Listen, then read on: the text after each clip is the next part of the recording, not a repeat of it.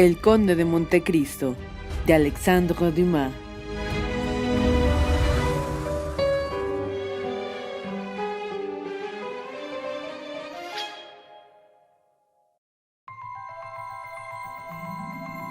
Capítulo 3. El viaje. El conde de Montecristo lanzó un grito de alegría al ver llegar juntos a los jóvenes. ¡Ah! Dijo. Muy bien. Espero que todo ha podido al fin arreglarse. Sí, dijo Beauchamp. Noticias absurdas que han caído en descrédito por sí mismas y que si se renovasen me tendrían hoy por su primer antagonista. Así pues, no hablemos más del asunto. Alberto le dirá el consejo que le había dado. Me encuentran amigos acabando de pasar la mañana peor de mi vida. ¿Qué hace? Dijo Alberto. Me parece que arregla sus papeles. Mis papeles, a Dios gracias, no. Hay siempre en ellos un orden maravilloso, ya que jamás conservo ninguno. Pero pongo en orden los del señor Cavalcanti. ¿Del señor Cavalcanti? Preguntó Beauchamp. Oh sí, ¿no sabe que es un joven a quien el conde ha lanzado al gran mundo? Dijo Morcerf. No, respondió Montecristo. Entendámonos, yo no lanzo a nadie, y menos al señor Cavalcanti que a otro cualquiera. Y que contrae matrimonio con la señorita Danglars, continuó Alberto, procurando sonreír. Y lo puede conocer, mi querido Beauchamp, puesto que esto me afecta cruelmente. ¿Cómo? ¿Cavalcanti se casa con la señorita de Danglars? Preguntó Beauchamp. Pero es que llega del fin del mundo, dijo Montecristo. Usted, periodista, el favorito de la fama, todo París habla de eso. Y es usted, señor conde, el que ha arreglado ese matrimonio. ¿Yo? Silencio, señor noticiero, no diga semejante cosa. Yo, Dios me libre de arreglar matrimonios. No, usted no me conoce, por el contrario, me he opuesto cuanto he podido, y he rehusado pedir a su padre la mano de la joven. Ah, lo comprendo, dijo Beauchamp, por causa de nuestro amigo Alberto. Por mi causa, dijo el joven. Oh no, el conde me hará justicia en atestiguar que le he rogado que desbaratase mi proyectado matrimonio, y que afortunadamente lo ha conseguido. El conde dice que no ha sido él, y que no debo darle las gracias. Sea, edificaré como los antiguos un altar deo ignoto. Escuche, dijo Montecristo, no soy yo, puesto que mi amistad con el futuro suegro se ha enfriado mucho, lo mismo que con el joven. Solamente Eugenia me ha conservado su afecto, porque no teniendo ella gran vocación al matrimonio, ha visto cuán poco dispuesto estaba yo a contribuir a que ella perdiera su libertad.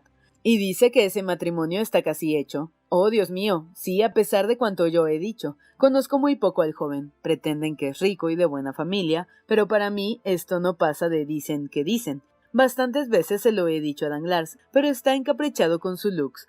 He llegado incluso a hacerle sabedor de una circunstancia sumamente grave. Al joven lo cambiaron mientras estaba criándole el ama, robado por unos gitanos o perdido por su preceptor, en lo que no estoy muy cierto. Pero sí sé que su padre le ha perdido de vista por más de 10 años, y solo Dios sabe lo que habrá estado haciendo durante esos 10 años de vida errante. Pues bien, nada de esto ha sido bastante. Me ha encargado que escribiese al mayor pidiendo sus papeles. Helos aquí, voy a enviárselos, pero como Pilatos me lavo las manos.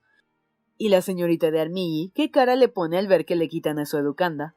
Diantre, no sé, pero parece que se marcha a Italia. La señora de Danglars me ha hablado de ella y me ha pedido cartas de recomendación para los empresarios, y le he dado una para el director de Teatros Valle, que me debe algunos favores. ¿Pero qué le pasa, Alberto? ¿Está triste? ¿A que sin saberlo está enamorado de la señorita Danglars?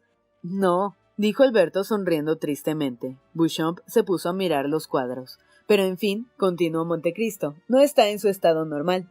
¿Qué le ocurre? Dígamelo. Tengo jaqueca, dijo Alberto. Pues bien, mi querido vizconde, dijo Montecristo. Tengo entonces un remedio infalible que proponerle y que me ha salido bien siempre que he sufrido algún contratiempo. ¿Cuál? Preguntó el joven. Un viaje. ¿De veras? Dijo Alberto. Sí, en este momento que estoy sumamente contrariado me marcho. ¿Quiere venir conmigo? Usted contrariado, conde, dijo Beauchamp. ¿Y por qué? Vive Dios, quisiera verle con instrucción de un proceso criminal en casa. ¿Una instrucción? ¿Qué instrucción? La que el señor Villefort dirige contra mi amable asesino, una especie de bandolero escapado del presidio de Tolón, según parece. Ah, es verdad, dijo Beauchamp. He leído el hecho en los periódicos. ¿Y quién era ese Caderousse?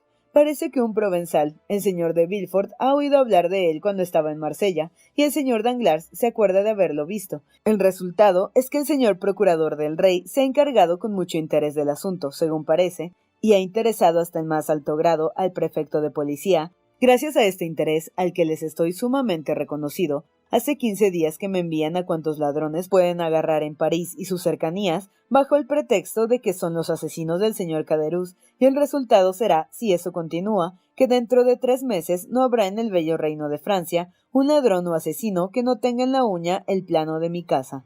Tomo pues el partido de abandonársela toda y me voy tan lejos como me alcance la tierra. Venga conmigo, vizconde, le llevo de buena gana. Con mucho gusto.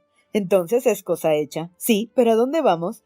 Ya se lo he dicho, donde el aire es puro, donde el ruido adormece, donde por orgulloso que el hombre sea, se siente humillado y pequeño. Amo estas impresiones, yo a quien llaman dueño del mundo como Augusto.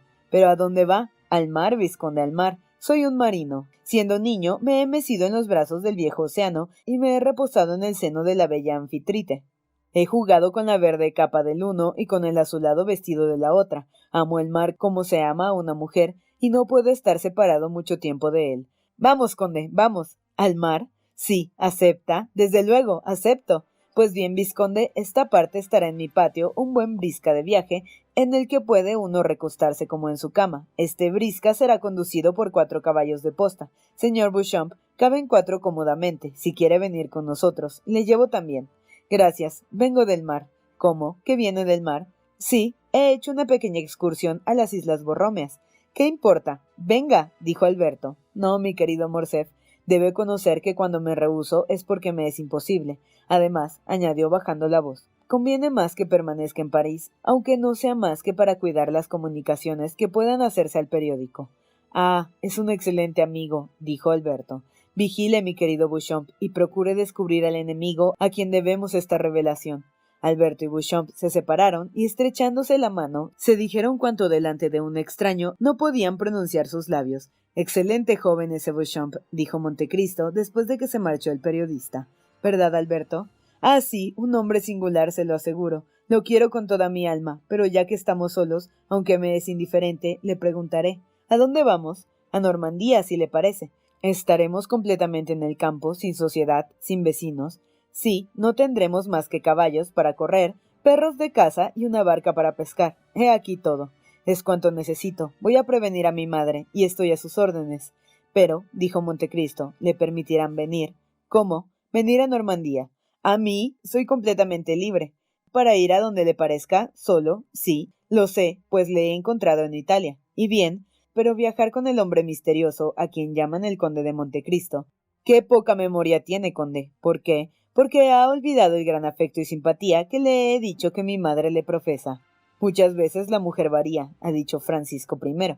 La mujer es como la onda, dijo Shakespeare. El uno era un gran rey y el otro un gran poeta, y ambos debían conocer bien a la mujer. Sí, la mujer, pero mi madre no es la mujer, es una mujer. Permita a un extranjero ignorar la fuerza de las expresiones de su idioma. Quiero decir que mi madre es poco pródiga en sus afectos, pero una vez que los concede son para siempre. Ah, dijo suspirando Montecristo, ¿y cree que me haga el honor de dispensarme algún afecto particular y no la más pura indiferencia? Óigame bien, respondió Morcerf, le he dicho y le repito, es preciso que sea un hombre muy superior. Oh, sí, porque mi madre ha sido subyugada por usted, le inspira un gran interés y cuando estamos solos no hace sino hablarme de usted. Y le dice que desconfíe de Manfredo. Al contrario, me dice, Morcerf, creo al conde noble y generoso, procura que te quiera. Montecristo volvió la vista y lanzó un suspiro. Ah, verdaderamente, dijo. De suerte que, continuó Alberto, conocerá que lejos de oponerse a mi viaje lo aprobará, puesto que entre en las recomendaciones que me hace diariamente. Vaya pues, dijo Montecristo, y hasta la tarde esté aquí a las 5. Llegaremos allá a las 12 o a la 1 más tardar. Como a Treport o a sus cercanías, no necesita más que 8 horas para andar 48 leguas, y aún es mucho, dijo Montecristo. Desde luego, es el hombre de los prodigios, y conseguirá no solo ir más veloz que los vagones de trenes, lo que en Francia no es muy difícil, sino que sobrepujará en velocidad al telégrafo. Con todo, vizconde, como necesitamos 7 a 8 horas para llegar allá, sea puntual. Descuide, no tengo hasta esa hora ninguna otra cosa más que hacer que preparar mi viaje. Hasta las 5, pues. Hasta las 5. Alberto salió. Montecristo, después de saludarle sonriendo, permaneció un instante pensativo y como absorto en una profunda meditación. Finalmente, pasando la mano por su frente como para apartar una molesta idea, se levantó, se acercó a un timbre y llamó 2 veces. Entró Bertuccio. Señor Bertuccio, le dijo, no es ya mañana o pasado mañana como había pensado antes, sino esta tarde mismo, cuando quiero salir para Normandía. Desde ahora hasta las 5 tiene tiempo sobrado. Haga que estén prevenidos los palafreneros del primer relevo. El señor de Morcerf me acompaña. Vaya pues. Bertuccio obedeció. Un postillón salió a escape a Putois para decir que a las 6 en punto pasaría la silla de posta. Desde Putois transmitió el aviso al relevo siguiente y así continuó de relevo en relevo, de suerte que 6 horas después todos estaban advertidos y prontos. Antes de salir, el conde subió a ver a Haydée, le anunció su viaje y puso toda la casa a su disposición. Alberto fue puntual. El viaje, triste al principio, se modificó poco a poco. Morcerf no tenía idea de un modo de viajar tan acelerado y al mismo tiempo cómodo. Le manifestó así al conde y esto le dijo: «Es cierto, no puede tener idea de este modo de viajar con sus postas que corren solamente 2 leguas por hora, y mucho menos con la estúpida ley que prohíbe que ningún viajero pase antes que otro, de modo que un enfermo o majadero detiene y encadena, por decirlo así, tras él a los demás, aunque estos sanos y alegres quieran correr doble. Para evitar estos inconvenientes, viajo siempre con postillones y caballos míos. ¿No es así, Alí?» Y el conde, asomando la cabeza por la portezuela, dio una especie de chillido para excitar a los caballos. Parecía como si les hubieran nacido alas. El coche corría veloz como el rayo, y todos volvían la cabeza al verlo pasar. Alí se sonreía mostrando sus blancos dientes, repetía este chillido y, llevando apretadas las riendas, excitaba a los caballos, cuyas bellas crines flotaban con el viento. Alí, el hijo del destierro, se encontraba en su elemento, y con su cara negra, sus ardientes ojos y su turbante blanco, parecía en medio del torbellino de polvo que levantaban los caballos, el genio de Simón o el dios del huracán. «He aquí un placer que no conocía», dijo Morcerf, y desaparecieron de su frente las últimas señales de tristeza. «¿Pero dónde ha conseguido semejantes caballos?», preguntó al conde. «Los ha criado exprofeso», adivinó. «Hace 6 años que hallé en Hungría un caballo semental famoso por su ligereza. Lo compré, no me acuerdo en cuánto.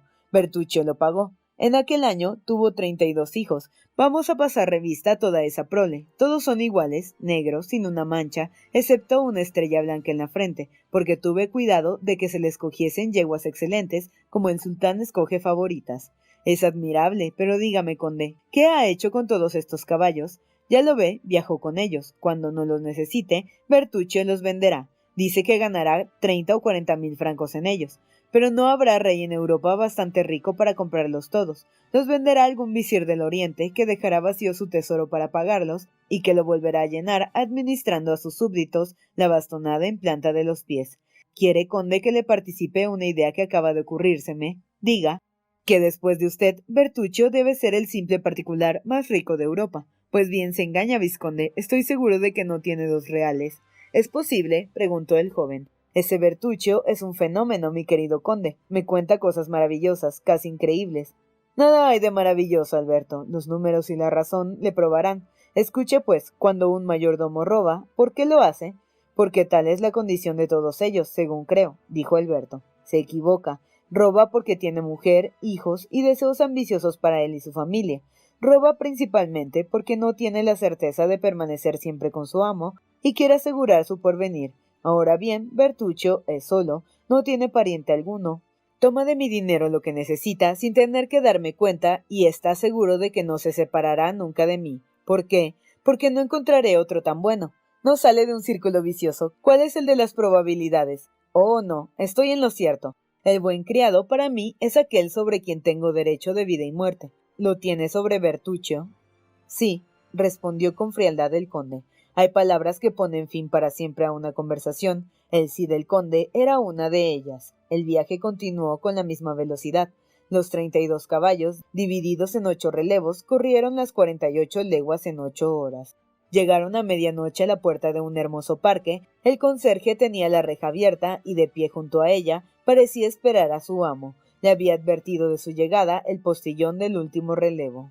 A las 2:30 de la mañana llevaron a Morcerf a su cuarto, halló un baño y la cena preparada. El criado que venía durante el camino sentado detrás estaba a sus órdenes. Bautista, que había venido en la delantera, servía al conde. Alberto tomó un baño, cenó y se acostó. Le adormeció el ruido de las olas, melancólico y triste. Al levantarse, se fue derecho a la ventana, la abrió y se encontró en una azotea, desde la que veía perfectamente el mar. es decir, la inmensidad, y por la espalda el hermoso parque y un bosque.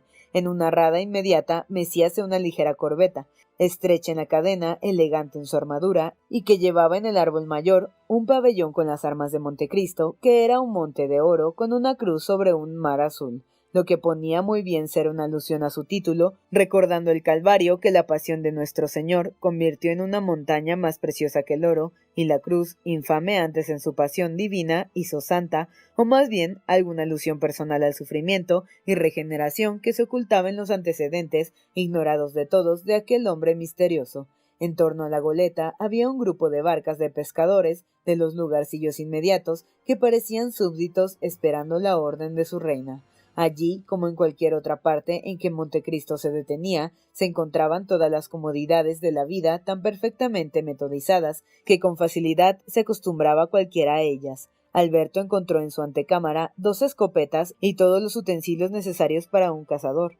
Una pieza situada en el piso bajo estaba destinada a guardar todas las ingeniosas máquinas que los ingleses, grandes pescadores, porque son muy cachazudos y ociosos, no han podido aún hacer adoptar a los rutinarios franceses. Se pasó el día en estos ejercicios, en los que Montecristo era sobresaliente. Mataron una docena de faisanes en el parque, pescaron infinidad de truchas y tomaron el té en la biblioteca. Al tercer día por la tarde, Alberto, fatigado de una vida tan activa y que parecía un juego para Montecristo, dormía en un sillón inmediato a la ventana, y el conde trazaba con su arquetipo el plan de un invernadero que quería construir en su jardín, cuando el galope de un caballo despertó al joven, miró por la ventana y con desagradable sorpresa vio a su camarero, a quien no había querido traer consigo por no causar tantas molestias a Montecristo. —Florentín, aquí —gritó levantándose apresurado—, está mala mi madre, y salió con precipitación. Montecristo le siguió con la vista, le vio, se acercó al criado, y éste, sin poder respirar aún, sacó del bolsillo un paquete cerrado y sellado, y se lo entregó. Contenía una carta y un periódico. —¿De quién es esta carta? —inquirió Alberto. —Del señor Beauchamp —respondió Florentín—. —¿Es Beauchamp el que le ha enviado? —Sí, señor. Me llamó a su casa, me dio el dinero necesario para el viaje, hizo que me entregasen un caballo de posta y que le prometiera no pararme hasta llegar a verle. He corrido 15 horas seguidas. Alberto abrió la carta conmovido. Apenas leyó los primeros renglones, lanzó un grito y tomó el periódico con las manos trémulas. De repente se oscureció su vista, flaquearon sus piernas y viendo que iba a caerse, se apoyó en el brazo que Florentín le presentaba. —Pobre joven —dijo Montecristo, pero tan bajo que nadie pudo oír aquellas palabras de compasión—. Está escrito que las faltas de los padres recaerán sobre los hijos hasta la 3ª y 4ª generación. Alberto había ido, entretanto, recobrando sus fuerzas. Continuó leyendo, separando con la mano los cabellos que cayeron sobre su frente bañada de sudor, y arrugó entre sus manos la carta y el periódico. —Florentín —dijo—, su caballo está en disposición de tomar el camino de París. Es un mal jaco de posta y está desherrado. Oh, Dios mío, ¿y cómo estaban en casa cuando salió? Bastante tranquilos, pero cuando volví de casa del señor Beauchamp, encontré a la señora llorando. Me llamó para que le informase de cuándo volvería. Le dije que iba a buscarle de parte del señor Beauchamp. Hizo un movimiento para detenerme, mas luego reflexionó un instante y me dijo: «Vaya, Florentín, y que vuelva pronto». «Sí, madre mía, sí», dijo Alberto, «volveré». «Ah, tranquilícese, y ay del infame. Pero lo primero es pensar en volver», y se dirigió al cuarto en que había dejado a Montecristo. No era ya el mismo hombre. 5 minutos habían sido suficientes para producir una triste metamorfosis en Alberto. Había salido del cuarto en estado normal, volvió a entrar con la voz alterada, la cara enrojecida, los ojos centelleantes y el modo de andar incierto de un hombre ebrio. «Conde», dijo, «le doy las gracias por su generosa hospitalidad. Hubiera deseado disfrutar de ella más tiempo, pero es preciso volver a París». «Pues, ¿qué ha ocurrido?» «Una gran desgracia, mas permítame que me vaya. Se trata de una cosa que es 1000 veces más preciosa que la vida. No me pregunte, conde, se lo suplico. Mande, eso sí, que me den un caballo». «Todos los míos están a su disposición, vizconde, pero va a destrozarse corriendo la posta a caballo. Tome mi silla, y si no, un cabriolé». «No, tardaría más, y además ese mismo cansancio me hará bien. No tema». Dio una vuelta en derredor como un hombre herido por una bala y fue a caer en un sillón junto a la puerta. Montecristo no vio este segundo momento de debilidad porque estaba asomado a la ventana gritando: «Alí, un caballo para el señor de Morcerf. Pronto, que lleva prisa». Estas palabras volvieron a vida a Alberto, se lanzó fuera del cuarto y el conde le siguió. Gracias, dijo el joven montando a caballo. Venga tras de mí lo más pronto que pueda, Florentín. ¿Qué debo decir para que continúen dándome caballos? Nada, basta que vean el que monta para que le ensillen inmediatamente otro. Alberto iba a partir, pero se detuvo. Pensará que mi viaje es extraño, dijo el joven. No comprenderá cómo algunas líneas escritas en un periódico han podido reducir a un hombre a la desesperación. Pues bien, añadió dándole el periódico, lea esto, pero solamente cuando yo me haya marchado, a fin de que no vea mi confusión. Y mientras el conde recibía el periódico, hincó las espuelas al caballo, que admirado de que hubiese jinete que pudiese creer que las necesitaba, partió a escape veloz como una flecha. Le siguió el conde con la vista, y su mirada expresaba un sentimiento de compasión indefinible, y cuando desapareció leyó lo siguiente en el periódico. El oficial francés al servicio de Ali Bajá de Yanina, de que hablaba hace 3 semanas el Imparcial, y que no solamente vendió el castillo de Yanina, sino que entregó a los turcos a su bienhechor. Se llamaba efectivamente Fernando en aquella época, como dijo nuestro honorable colega, pero después agregó a su nombre un título de nobleza y el de una de sus tierras. Actualmente se llama conde de Morcerf y es miembro de la Cámara de los Pares. Por consiguiente, aquel terrible secreto que Beauchamp había ocultado tan generosamente aparecía como un fantasma armado, y otro periódico, cruelmente informado, había publicado al día siguiente de la salida de Alberto para Normandía aquellos pocos renglones que casi volvieron loco al joven.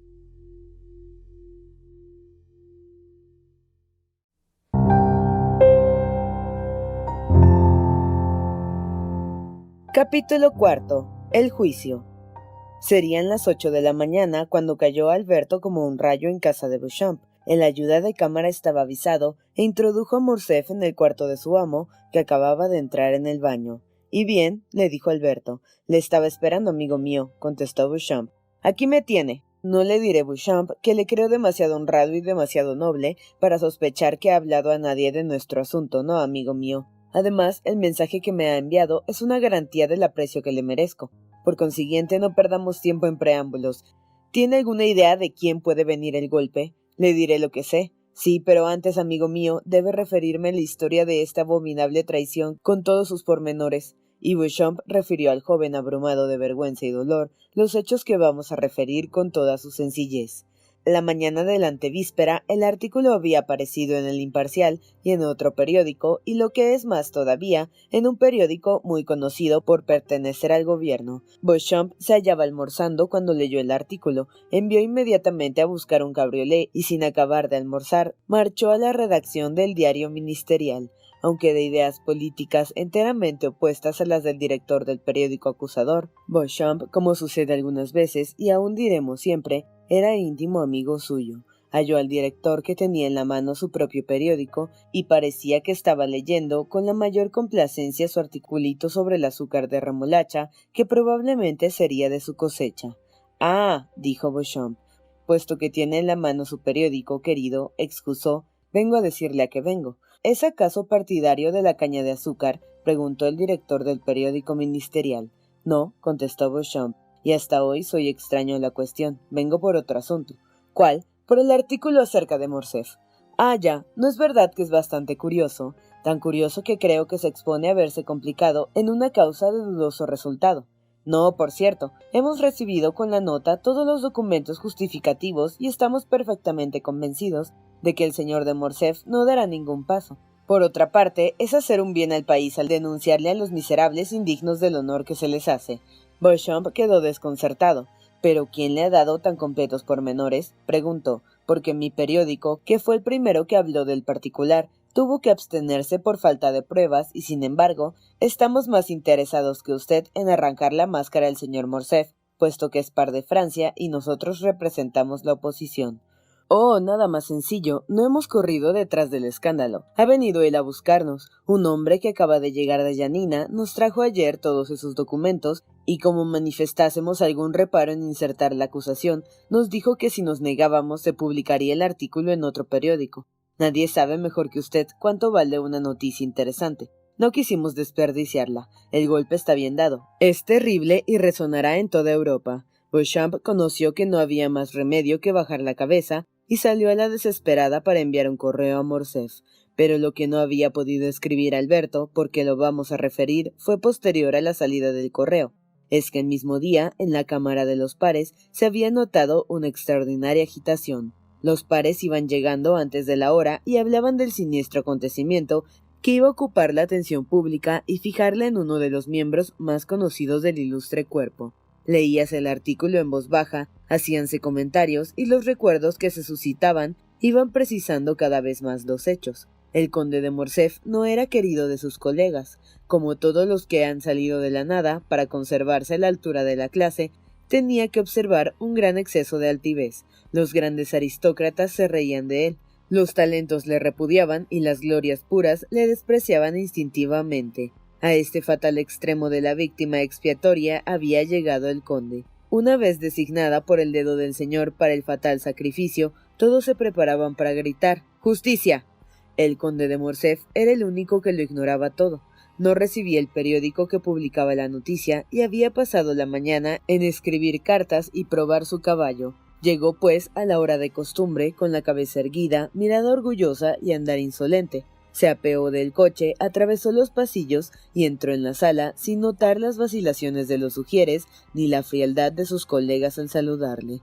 Cuando Morcerf entró, hacía ya media hora que había empezado la sesión.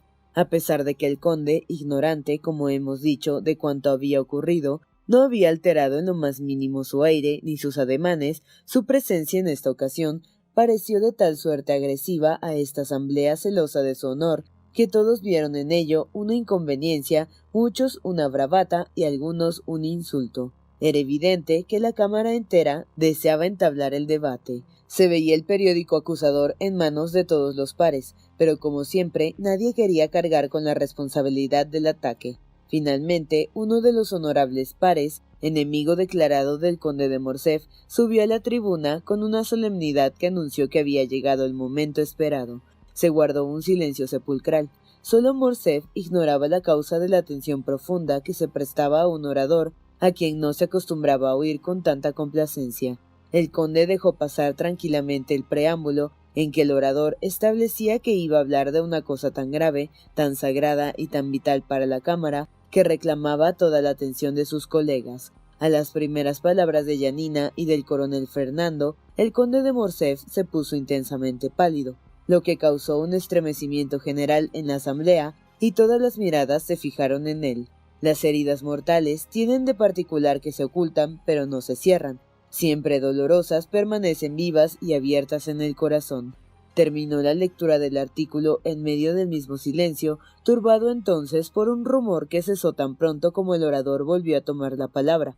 El orador expuso sus escrúpulos y manifestó cuán difícil era su posición. Era el honor del señor Morcerf, el honor de toda la cámara, lo que pretendía defender, provocando un debate en que se iba a entrar en esas cuestiones personales que siempre resultan odiosas. Concluyó pidiendo que se procediese a una investigación bastante rápida para confundir, antes de que tomase cuerpo, la calumnia y para restablecer al señor de Morcerf en la posición en que la opinión pública le había colocado. Morcerf se hallaba tan abatido que apenas pudo pronunciar algunas palabras ante sus colegas para justificarse. Aquella conmoción, que podía atribuirse lo mismo al asombro del inocente que a la vergüenza del culpable, le atrajo algunas simpatías. Los hombres generosos son siempre compasivos, cuando la desgracia de su adversario es mayor que su odio. El presidente puso a votación la sumaria, y ésta dio por resultado que había méritos para formarla. Preguntaron al conde cuánto tiempo necesitaba para preparar su justificación. Morcerf se había reanimado, sintiendo algún vigor después de aquel terrible suceso, y respondió: «Señores, no es con tomarse tiempo con lo que se rechaza un ataque, como el que contra mí dirigen enemigos solapados, y que sin duda permanecerán escondidos en las sombras del incógnito. En el momento, y como un rayo, es preciso que yo responda a las inculpaciones que contra mí se han hecho. ¡Ah! Ojalá en lugar de semejante justificación me fuese permitido derramar toda mi sangre para probar a mis nobles compañeros que soy digno de sentarme a su lado». Tales palabras produjeron en el auditorio una impresión favorable para el acusado. «Pido», dijo, «que la sumaria información se forme lo más pronto posible, y yo exhibiré ante la cámara los documentos necesarios». ¿Qué día señala para eso?, preguntó el presidente. Desde este momento estoy a la disposición de la Cámara. El presidente tocó la campanilla. La Cámara prosiguió. ¿Quiere que esta sumaria información se efectúe hoy mismo? Sí, fue la unánime respuesta de la Asamblea. Se nombró una comisión integrada por 12 miembros para examinar los documentos que debía presentar Morcerf. Se señaló la hora en que debía celebrarse la primera sesión y se fijó la de las 8 de la noche en la sala de comisiones de la Cámara y se determinó que si fuesen necesarias más sesiones, se celebrasen a la misma hora. Tomada esta resolución, Morcerf pidió permiso para retirarse. Debía coordinar los documentos que, para hacer frente a esta tempestad, había guardado durante tanto tiempo, pues su genio cauteloso y previsor le esperaba siempre. Beauchamp contó al joven cuanto acabamos de referir, solo que su relato tuvo de ventaja sobre el nuestro la animación producida en él por la amistad. Alberto le escuchó temblando, tan pronto de esperanza como de cólera y algunas veces de vergüenza. Pero Beauchamp sabía que su padre era culpable y se preguntaba cómo, siéndolo, podría llegar a probar su inocencia.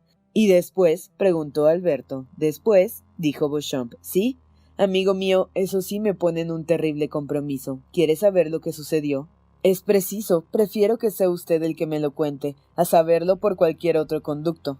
—Bien —dijo Beauchamp—, prepárese, Alberto. Jamás ha tenido tanta necesidad como ahora de demostrar su valor. Alberto pasó la mano por su frente para asegurarse de su propia fuerza, como el hombre que se prepara a defender su vida, prueba su corazón y la hoja de su espada. Se sintió fuerte porque tomaba por energía lo que no era más que un estado febril. —Continúe —dijo. Llegó la noche —siguió diciendo Beauchamp—. Todo París esperaba el resultado. Muchos había que decían que su padre no necesitaba más que presentarse para echar por tierra la acusación. Otros decían que el conde no se presentaría y otros aseguraban, por último, haberle visto partir para Bruselas. Algunos hubo que fueron a la policía a preguntar si era verdad que el conde había sacado su pasaporte. Debo confesarle que hice cuanto pude para obtener de uno de los miembros de la Cámara, joven par, amigo mío, que me permitiese entrar en una tribuna reservada. A las 7 vino a buscarme y antes que nadie llegase me recomendó a un ujier, el cual me encerró en una especie de palco. Ocultábame una columna y estaba como perdido en la oscuridad. Esperaba así ver y oír hasta el fin la terrible escena que iba a presentarse a mis ojos. A las 8 en punto todo el mundo había llegado. El señor de Morcerf entró al sonar la última campanada. Traía en la mano algunos papeles y su aspecto era tranquilo. Contra su costumbre, su aire era sencillo y su traje austero. Llevaba un frac abotonado como suelen usar los militares antiguos. Su presencia produjo el mejor efecto. La comisión le era favorable en general, y muchos de sus miembros se acercaron al conde y le dieron la mano. El corazón de Alberto se desgarraba al oír estos detalles, pero en medio de su dolor dejó entrever un sentimiento de gratitud. Hubiera querido poder abrazar a los que dieron a su padre aquella señal de amistad en medio del horrible compromiso en que se hallaba su honor. En aquel instante se presentó un ujier y entregó una carta al presidente. «Señor de Morcerf, tiene la palabra», dijo éste abriendo la carta. El conde empezó su apología. Le aseguro, Alberto, que estuvo hábil y elocuente. Presentó los documentos que probaban que el visir de Yanina le había honrado hasta el último momento con toda su confianza, puesto que le había encargado una negociación de vida o muerte para con el emperador mismo. Mostró el anillo, signo de amistad, y con el cual Alí Bajá sellaba ordinariamente sus cartas, y que le había entregado para que pudiese a su vuelta penetrar hasta su ubicación a cualquier hora del día o de la noche, y aunque estuviese en su harén. Desgraciadamente, dijo, la negociación salió mal, y cuando volvió para defender a su bienhechor, éste había fallecido ya. Pero, añadió el conde, al morir Alí Bajá, era tal su confianza que me mandó entregar su favorita y su hija. Alberto tembló, porque a medida que Beauchamp hablaba, acudían a su imaginación las palabras de Haydée, y recordaba que la hermosa griega le había contado algo de aquella negociación, de aquel anillo y del modo en que fue vendida como esclava. —¿Y qué efecto produjo el discurso del conde? —preguntó con ansiedad Alberto. —Confieso que me conmovió, y lo mismo a toda la comisión —dijo Beauchamp. Mientras tanto el presidente pasó ligeramente los ojos por una carta que acababan de traerle, mas a las primeras líneas se despertó su atención y después de leerla y releerla, fijó los ojos en Morcerf y dijo: «Señor conde, ha dicho que el visir de Yanina le había confiado su mujer y su hija». «Sí, señor», respondió Morcerf, pero la desgracia me ha perseguido en esto como en todo. A mi vuelta, Vasiliki y su hija Aide habían desaparecido. Las conocía usted. Pude verlas más de 20 veces debido a mi intimidad con el Bajá y la gran confianza en que mi lealtad tenía. ¿Y tiene alguna idea de la suerte que les ha cabido después? Sí, he oído decir que habían sucumbido a su dolor y tal vez a su miseria. Yo no era rico, mi vida corría grandes peligros y con gran pesar mío no pude consagrarme a buscarlas. El presidente frunció imperceptiblemente el ceño.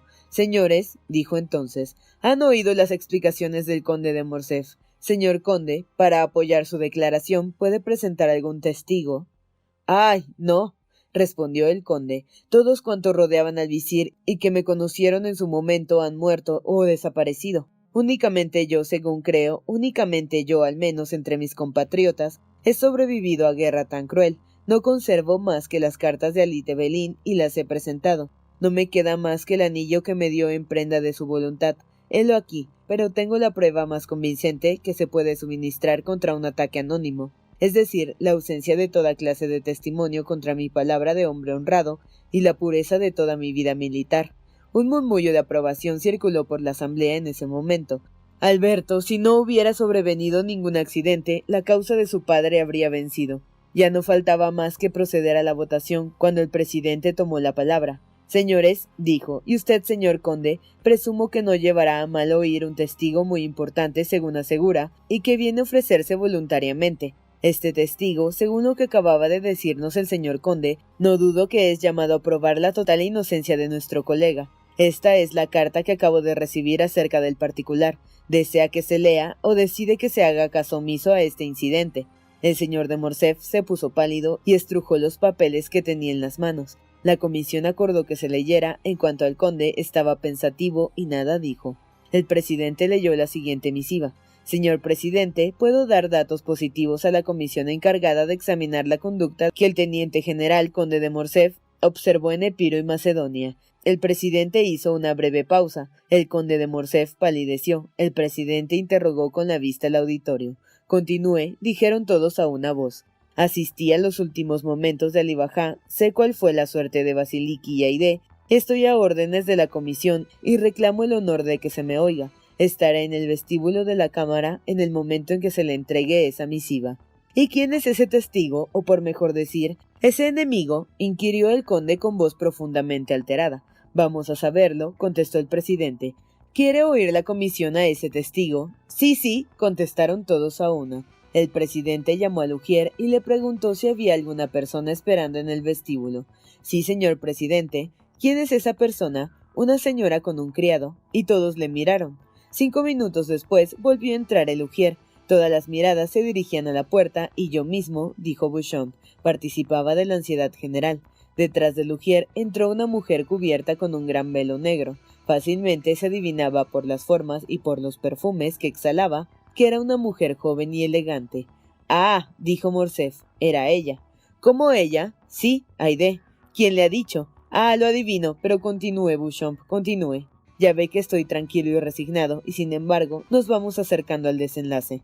El señor de Morcerf, continuó Beauchamp, contemplaba a aquella mujer con sorpresa y espanto. Para él era la vida o la muerte lo que de aquella encantadora boca iba a salir. Para los demás era una aventura tan extraña y tan llena de curiosidad que la salvación o la pérdida del señor de Morcerf no entraba ya en extraordinario suceso más que como un elemento secundario. El presidente indicó a la joven con la mano que tomase asiento, y ella contestó con la cabeza que permanecería de pie. El conde estaba sentado en el sillón, y es bien seguro que no hubieran podido sostenerle las piernas. «Señora», dijo el presidente, «ha escrito a la comisión para darle datos acerca del asunto de Yanina, diciendo que había sido testigo ocular de los acontecimientos». «Y lo fui efectivamente», contestó la desconocida, con una voz llena de encantadora tristeza, y con aquel eco sonoro peculiar de las voces orientales. «Con todo», replicó el presidente, «permítame que le diga que entonces era muy joven. Tenía 4 años, pero como aquellos hechos eran para mí de la mayor importancia, están grabados en mi corazón con todos sus pormenores». «¿Pero qué importancia tenían para usted esos acontecimientos? ¿Y quién es usted para que esa gran desgracia le haya causado tan profunda impresión?» «Se trataba de la vida o de la muerte de mi padre», contestó la joven, «y me llamo Aide. hija de Alite-Belín, baja de Yanina y de Basiliki, su muy amada esposa. El carmín de modestia y al mismo tiempo de orgullo que coloreó las mejillas de la joven, el fuego de su mirada y la majestad de su presencia produjeron en la asamblea un efecto imposible de describir. En cuanto al conde, no hubiera quedado más aterrado si un rayo hubiera abierto un abismo a sus pies. «Señora», dijo el presidente después de saludarla respetuosamente, «permítame una simple pregunta que no es una duda, y esta pregunta será la última. ¿Puede justificar la autenticidad de lo que dice?» «Puedo justificarla», contestó Aide sacando de debajo del velo una bolsa de raso, «porque aquí está la partida de mi nacimiento, redactada por mi padre y firmada por sus oficiales superiores. Aquí está la de mi bautismo, pues mi padre consintió en que fuese educada en la religión de mi madre, acta que el primado de Macedonia y Epiro autorizó con su sello. Y finalmente aquí está, y este es sin duda el documento más importante, el acta de venta que se verificó de mi persona y de la de mi madre al mercader armenio El Cobir por el oficial francés que en el infame convenio con la Puerta se había reservado por su parte de botín a la hija y a la mujer de su bienhechor, a quienes vendió por la cantidad de 1000 bolsas, es decir, por unos 400.000 francos. Una intensa palidez cubrió las mejillas del conde y sus ojos se inyectaron de sangre al oír esas terribles imputaciones que fueron acogidas por la asamblea con un lúgubre silencio. Aide, sin perder su aparente calma, alargó el acta de venta redactada en lengua árabe.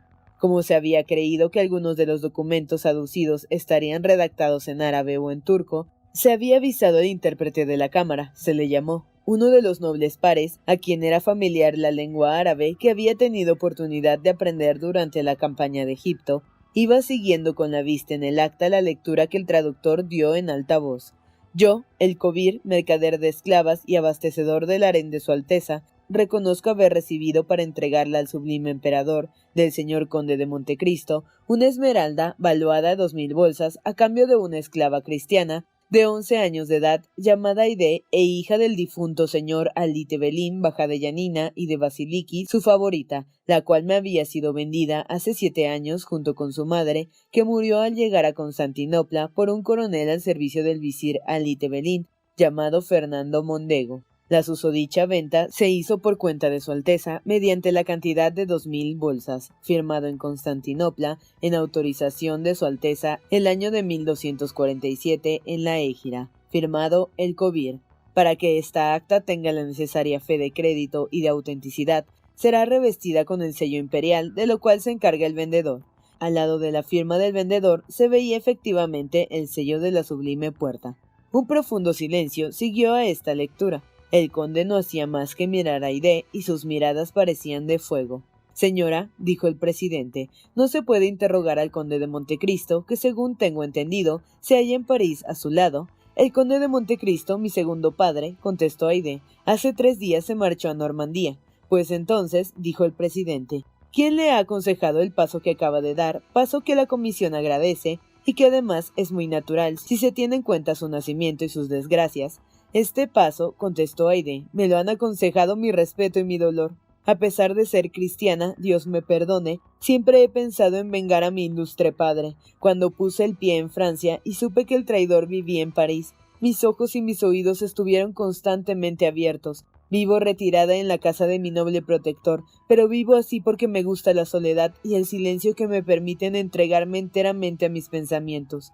Pero el señor conde de Montecristo me rodea de atenciones paternales, y no desconozco nada de cuanto constituye la vida de la sociedad.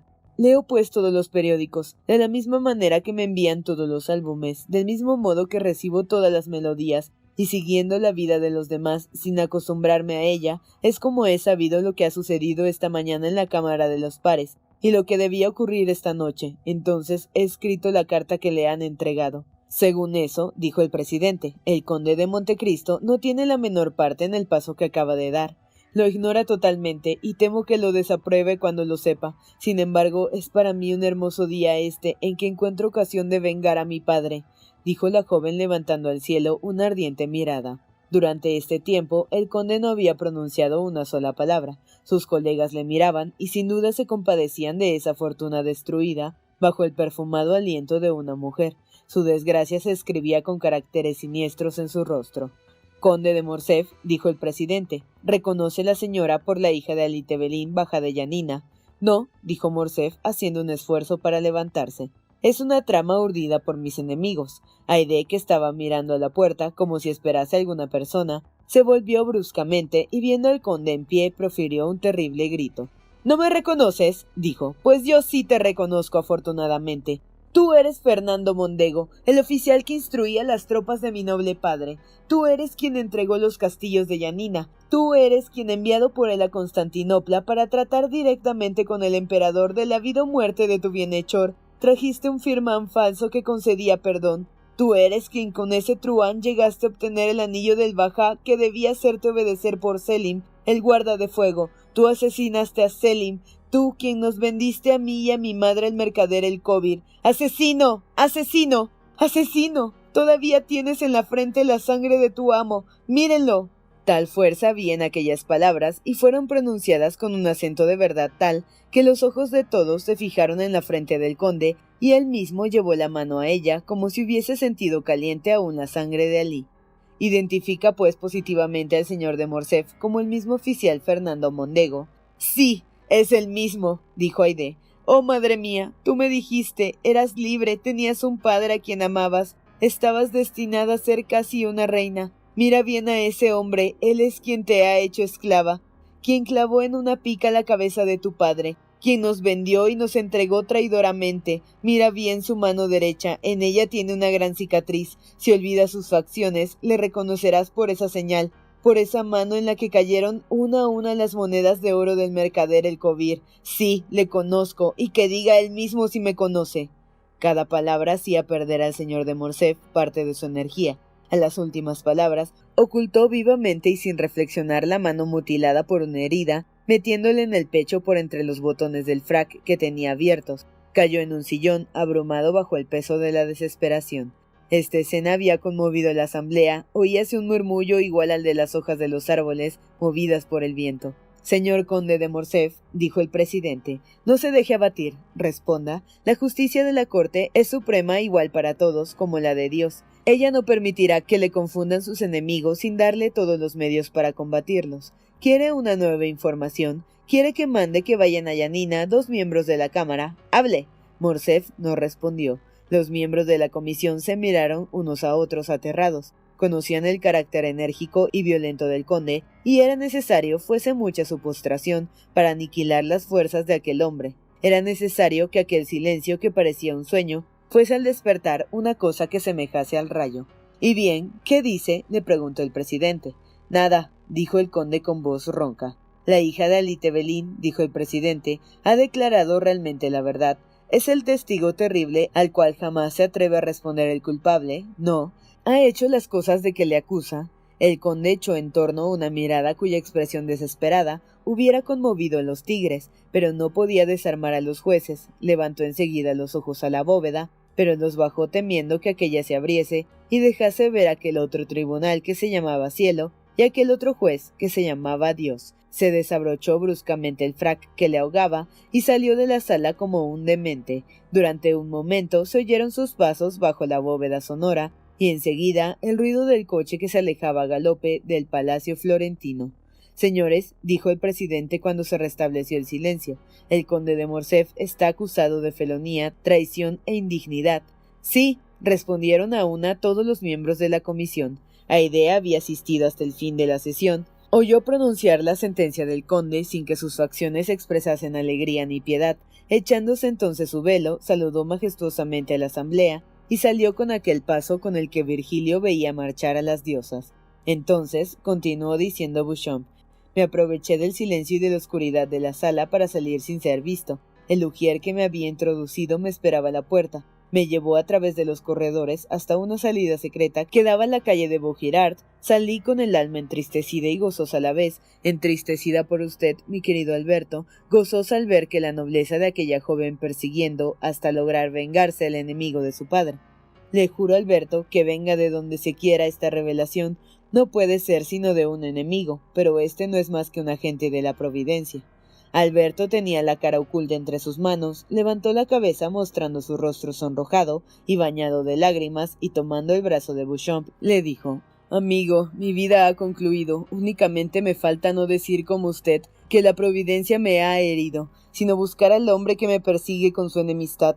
Cuando le encuentre, le mataré o me matará. Confío en su amistad, Beauchamp, si ya no es que el desprecio la haya sustituido en su corazón. El desprecio no, amigo mío. ¿Qué parte tiene usted en esta desgracia? Afortunadamente vivimos en un tiempo en que se tienen conocimientos superiores a los antiguos y en que no se hace a los hijos responsables de las faltas de los padres. Examine toda su vida, Alberto. Data de ayer, es cierto, pero jamás aurora de más hermoso día fue más pura. No, Alberto, créame, es joven y rico. Salga de Francia, todo se olvida pronto en esta gran Babilonia, donde la vida es tan agitada y los gustos cambian con tanta facilidad. Dentro de 3 o 4 años regresará casado con alguna princesa rusa y nadie pensará en lo que pasó ayer, y con mucha menos razón en lo que sucedió hace 16 años. Gracias, mi querido Beauchamp, gracias por la excelente intención que dictan sus palabras, pero eso no puede ser. Le he hecho conocer mi deseo, mi voluntad. Bien conoce que siendo interesado en este asunto, no puedo verlo como usted. Lo que le parece que trae su origen del cielo, lo creo yo de un origen menos puro. No pienso que la providencia tenga nada que ver en todo esto. Afortunadamente para mí, porque en lugar del mensajero invisible e incorpóreo, encontré un ente palpante y visible del que me vengaré. Oh, sí, me vengaré de cuanto sufro de un mes a esta parte. Ahora se lo repito. Si es mi amigo, como usted dice, ayúdeme a buscar la mano de donde ha partido ese golpe. Sea, dijo Beauchamp. Si quiere que baje la tierra de nuevo, bajaré. Si quiere buscar a un enemigo, lo buscaré con usted. Lo hallaré porque tengo tanto interés en ello como usted, porque mi honor exige también que lo hallemos. Pues bien, Beauchamp, ya ve que no debemos perder tiempo. Empecemos nuestras indagaciones. El delator no ha sido aún castigado, y esperará probablemente quedar impune. Y por mi honor, si así lo cree, se engaña. Entonces escúcheme, Morcerf. Ah, Beauchamp, veo que sabe algo, y ello me da la vida. No le diré que sea la realidad, pero al menos es una luz en medio de tantas tinieblas, y siguiéndola llegaremos hasta el fin. Hable, ya ve mi impaciencia. Voy a contarle lo que le oculté a mi vuelta de Yanina. Hable entonces. He aquí lo que pasó, Alberto. Fui naturalmente a casa del primer banquero de la ciudad para tomar informes. Apenas pronuncié las primeras palabras y aún antes de nombrar a su padre. Ah, me dijo, adivino lo que le ha traído aquí.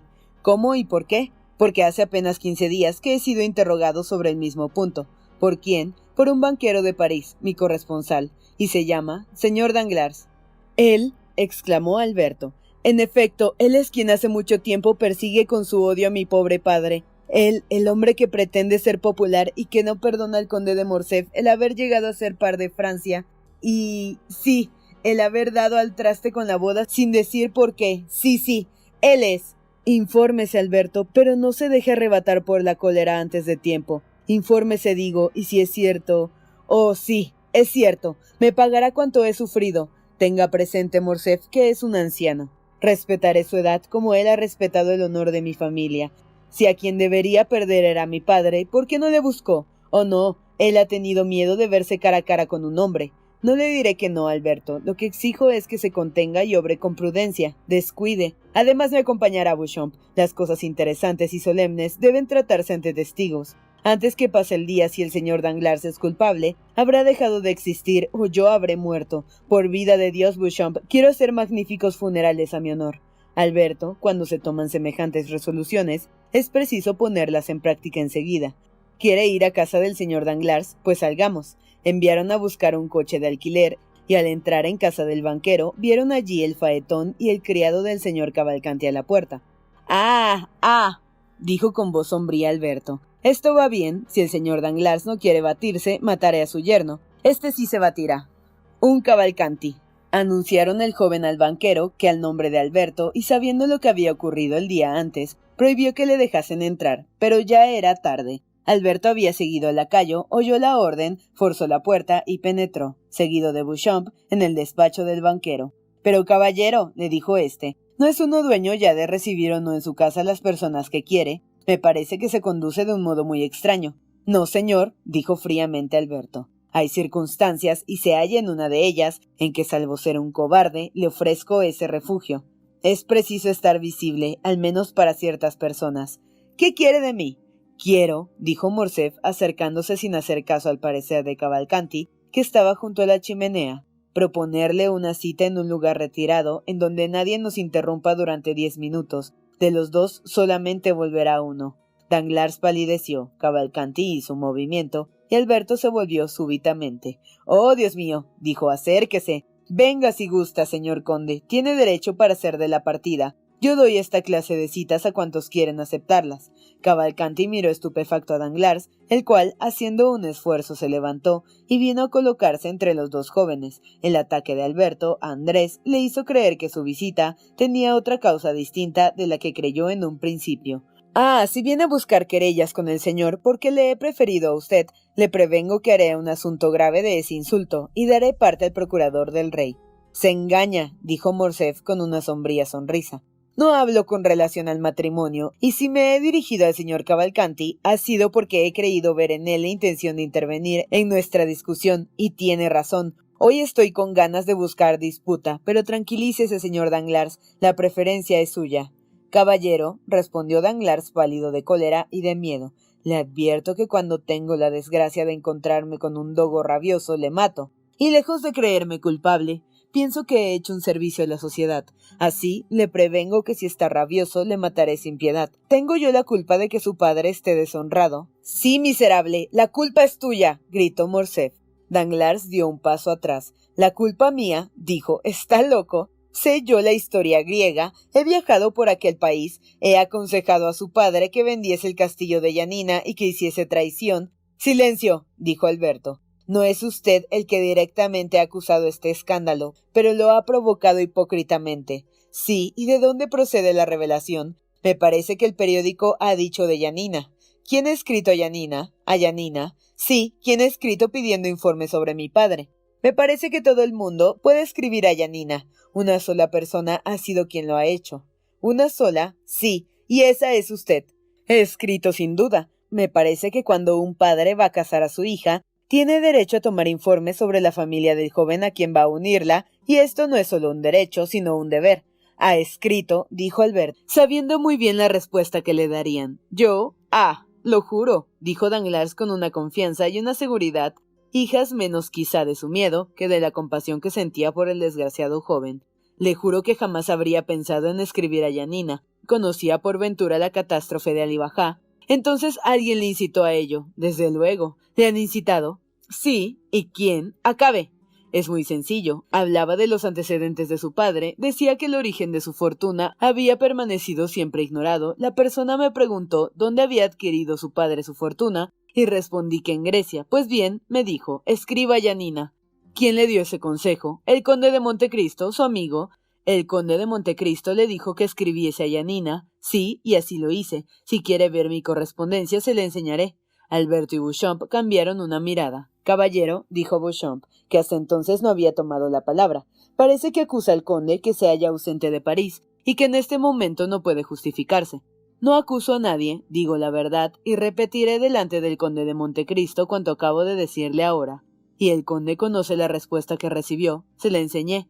Sabía que el nombre de pila de mi padre era Fernando y su apellido Mondego. Sí, se lo había dicho yo hace tiempo. Por lo demás, no he hecho más que lo que haría cualquier otro en mi lugar, y aún quizás menos». Cuando al día siguiente de recibida esta respuesta, su padre, incitado por Montecristo, vino a pedirme a mi hija como se acostumbra, se la negué, es decir, es verdad, y se la negué sin darle motivos, sin explicaciones y sin ruido. ¿Y qué necesidad tenía yo de un escándalo? ¿Qué me importaba a mí el honor o el deshonor del señor de Morcerf?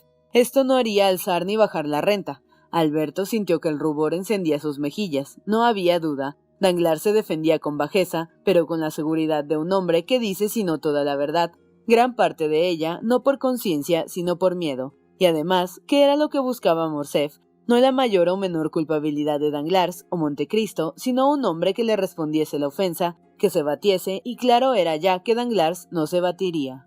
Ahora se acordaba de dos cosas que había olvidado o que habían pasado inadvertidas. Montecristo lo sabía todo, puesto que había comprado a la hija de Alí Bajá y había, no obstante, aconsejado a Danglars que escribiese a Yanina. Conociendo la respuesta, había accedido al deseo manifestado por Alberto de ser presentado a Haydée. Una vez ante ella, hizo recaer la conversación sobre la muerte de Alí, pero habiendo dicho algunas palabras en griego a la joven, que no permitieron que éste conociese por la relación de la muerte de Alí a su padre. No había rogado a Morcerf que no pronunciase el nombre de su padre delante de Haydée. En fin, se llevó a Alberto a Normandía en el momento en que el gran escándalo iba a producirse. Ya no podía dudar, todo había sido calculado y sin duda Montecristo estaba de acuerdo con los enemigos de su padre. Alberto llamó aparte a Beauchamp y le comunicó todas estas reflexiones. «Es verdad», le dijo, «el señor Danglars no tiene en esto más que una parte material. A Montecristo es a quien debe pedir una explicación». Alberto se volvió. «Caballero», dijo a Danglars, «comprende que no me despido aún definitivamente de usted. Me queda todavía por averiguar si sus inculpaciones son justas. Voy a asegurarme de ello en casa del conde de Montecristo». Y saludando al banquero, salió sin hacer caso de Cavalcanti. Danglars le acompañó hasta la puerta y allí aseguró de nuevo a Alberto que ningún motivo de enemistad personal tenía con el conde de Morcerf.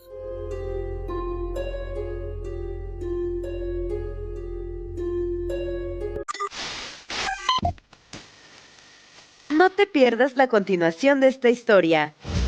Capítulos todos los lunes, miércoles y viernes. ¡Suscríbete! El Cuentero, con historias para tus oídos.